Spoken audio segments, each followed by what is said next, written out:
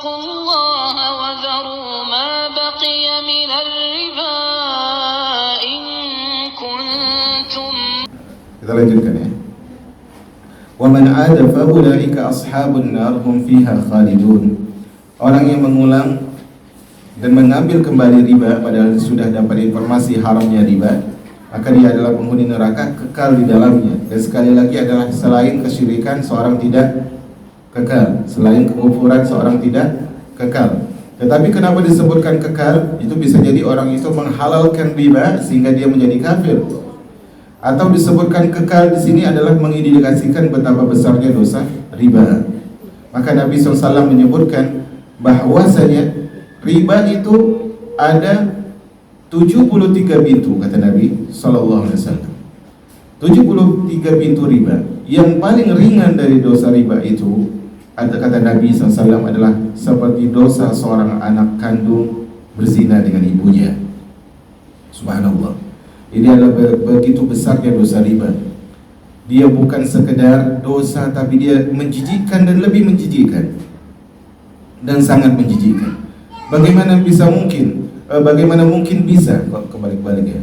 Bagaimana mungkin bisa seorang yang diberikan rizki oleh Allah Subhanahu wa taala? Rizki itu dari Allah.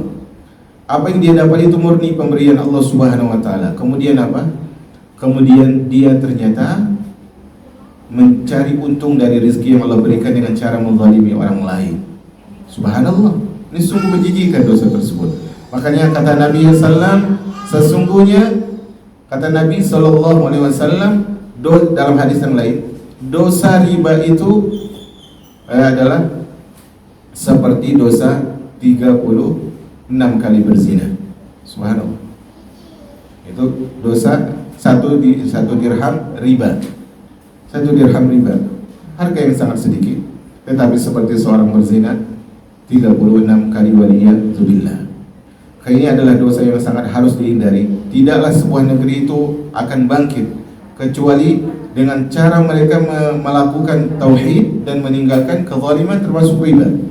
Sampai kapanpun ketika negeri itu ingin menjadi negeri yang maju, negeri yang modern, negeri yang makmur, syaratnya adalah mereka harus melepaskan riba.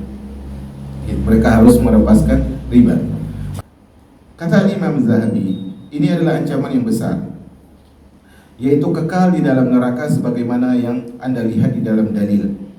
Bagi orang yang kembali membakar menggunakan riba atau harta riba setelah datangnya nasihat, maka dia diancam dengan ayat itu, masuk neraka dengan kata khalidhum fiha khalidun.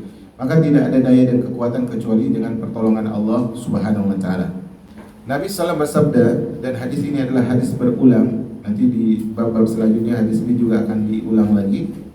Kata Nabi SAW, istanibu as-sab'al mubiqat, jauhilah oleh kalian 7 perkara yang membinasakan. Maka para sahabat mengatakan, apa 7 perkara itu wahai Rasul sallallahu alaihi wasallam? Nabi sebutkan salah satunya apa? Wa aklur riba. Salah satunya adalah makan riba. Maka hal ini harus kita perhatikan, bahwasanya orang yang memakan riba itu disebutkan dia masuk dalam perkara yang bisa membinasakan dia, membinasakan amal salehnya, dalam artian bisa jadi amal salehnya kalah dengan keburukannya, membinasakan dia. Dan kalau kita lihat dosa riba ini kezaliman terhadap siapa? Kezaliman terhadap siapa? Terhadap orang lain. Selain dosa riba itu melanggar larangan Allah, dia juga adalah kezaliman kepada manusia. Dan ingat, dalil yang menyebutkan dia adalah sab'ul mubiqat, 7 perkara yang membinasakan. Dia akan membinasakan seorang hamba semasa hidupnya, setelah wafatnya, dan setelah dia dibangkitkan oleh Allah Subhanahu wa taala. Dia akan dibinasakan dalam semua hal ini. Dan bisa jadi dia kehilangan keluarga yang berharga karena dia lebih mementingkan masalah riba. Maka masalah ini kita perhatikan. Kemudian Rasulullah mengatakan dalam hadis yang selanjutnya, la'anallahu akilar riba wa mukilahu. Allah Subhanahu wa taala melaknat orang yang makan harta riba dan orang yang memberi makan riba. Berarti di sini adalah di antara tanda bahwa riba adalah dosa besar, dia mendapatkan laknat. Dia mendapatkan laknat, dijauhi dari kasih sayang Allah. Dalam masalah riba ini, siapa yang dilaknat? Pertama adalah akilar riba, orang yang memakan harta riba. Orang yang memakan harta riba ini artinya adalah orang yang menerima. Artinya misalnya pemberi hutang, dialah yang disebut dengan akilar riba, orang yang memakan harta riba. Kenapa dia disebut lebih awal? Karena dia yang paling banyak keuntungannya dari hasil riba itu. Mungkin ada orang minjam uang sama dia, ya, atau mungkin ada orang yang menyimpan uang, kemudian dia mendapatkan di situ. Maka orang yang menerima atau memakan hasil riba ini adalah orang yang pertama kali dilaknat oleh Allah. Kenapa? Karena dia apa? Dia paling besar keuntungannya. Yang kedua adalah mukilahu, orang yang memberikan riba. Orang memberikan riba contohnya adalah kita minjem, berarti kita pemberi riba. Bahkan bukan hanya mereka. Kata Nabi SAW dalam kelanjutannya, wasyahidaihi wa katibahu, dan juga dua orang yang menjadi saksi dan juga juru tulisnya. Di masalah riba, dia bukan masalah ridho dengan ridho. Masalah ridho, karena ada orang berkonsep seperti ini, biarlah, gak apa-apalah Ustaz kita minjam riba, kan yang zalim mereka kepada kita. Nah, mereka tidak akan menzalimi dirimu kecuali kalau engkau datang ke situ. Maka konsepnya adalah seperti Al-Maidah ayat yang kedua, wala ta'awanu 'alal ismi wal 'udwan. Jangan saling tolong-menolong di dalam dosa dan permusuhan. Orang yang makan riba, orang yang memberikan makan kepada peminjam riba, kemudian orang yang menjadi saksinya, orang yang menulisnya, cukupkan rezeki kita dengan hal-hal yang jelas halalnya. Kalau kita ragu itu haram atau syubhat, minimal itu syubhat sudah menggoyahkan iman kita, maka kita harus jaga diri dari hal itu.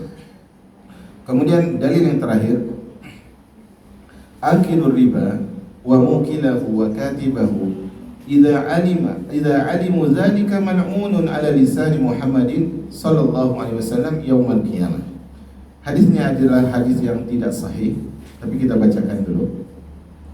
Orang yang memakan harta riba, orang yang memberikan riba, juru tulis riba, apabila mereka mengetahui bahwa hal itu adalah riba yang diharamkan, maka mereka dilaknat oleh Rasul melalui lisannya. Hadis ini adalah hadis yang tidak sahih, tetapi banyak hadis-hadis lain yang menyebutkan bahwa Rasulullah melaknat orang yang bertransaksi dengan riba. Artinya makna hadis ini sahih, walaupun lafaz seperti ini adalah lafaz yang tidak sahih. Wallahu a'lam bishawab. Ini yang dipaparkan oleh Al-Imam Az-Zahabi. Yang dipaparkan oleh Al-Imam Az-Zahabi hanya beberapa ayat dan beberapa dalil dalam masalah riba. Kita tidak akan mengambil lebih banyak karena memang permasalahan kita tidak fokus dalam masalah riba. Kita bahas dosa besar secara umumnya. Maka inilah beberapa poin yang kita bahas tentang masalah riba. Dan kalau ada diskusi yang harus dikembangkan masalah ini, kita lanjutkan dengan diskusi saja. Semoga Allah berikan taufik. Wallahu a'lam bishawab.